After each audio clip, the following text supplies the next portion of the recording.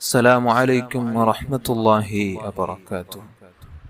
പ്രിയമുള്ളവരെ, പരിശുദ്ധമായ ദുൽഹിജ്ജ മാസം നമ്മളിലേക്ക് കടന്നു വരികയാണ്.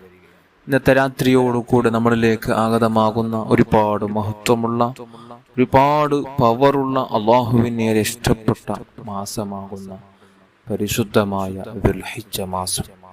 ഈ ദുൽഹിജ്ജ മാസം വല്ലാത്ത അത്ഭുത മാസമാണ്.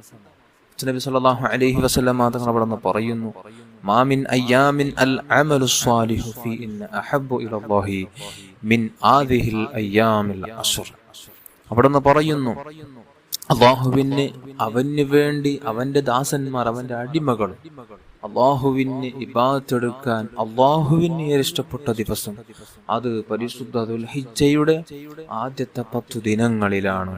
ഈ 10 ദിനങ്ങളിൽ ധാരാളമായി നാം അമൽ ചെയ്യണം. അത് അള്ളാഹുവിന് ഏറെ ഇഷ്ടമുള്ള കാര്യമാണ് മറ്റു ദിനങ്ങളിൽ അമൽ ചെയ്യുന്നതിനേക്കാൾ. അപ്പോൾ ഈ 10 ദിനങ്ങളിൽ ധാരാളമായി ചൊല്ലേണ്ട ദിക്ർ ഏതാണ്? നബി സല്ലല്ലാഹു അലൈഹി വസല്ലമ തങ്ങളോട് പഠിപ്പിച്ചതാണ്.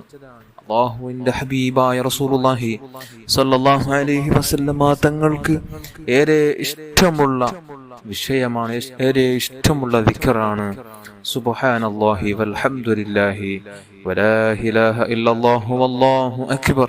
ഈ ദിക്ർ എന്നുള്ളത്, ഈ ദിക്ർ ചൊല്ലുമ്പോൾ നമുക്ക് ഒരുപാട് പാപങ്ങൾ പുറത്തു കിട്ടും, ഒരുപാട് ഉദ്ദേശങ്ങൾ പൂർത്തിയായി കിട്ടും, നമുക്കൊരുപാട് ഹസനത്ത് അല്ലാഹു തആല രേഖപ്പെടുത്തും. അങ്ങനെ ഈ ദിക്റിന്റെ മറ്റു മഹത്വങ്ങൾ മഹാന്മാർ നമുക്ക് പഠിപ്പിക്കുന്നു.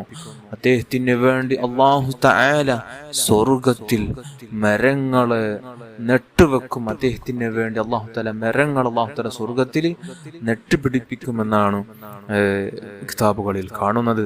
അതേപോലെ തന്നെ സുബ്ഹാനല്ലാഹ് എന്ന് പറയുമ്പോൾ അദ്ദേഹത്തിന് 20 പാവങ്ങൾ അല്ലാഹു തആല പുറത്തു കൊടുക്കും, 20 ഹസനത്തുകൾ രേഖപ്പെടുത്തും. അൽഹംദുലില്ലാഹ് എന്ന് പറയുമ്പോൾ 30 പാവങ്ങൾ പുറത്തു കൊടുക്കും, 30 ഹസനത്ത് അല്ലാഹു തആല രേഖപ്പെടുത്തും.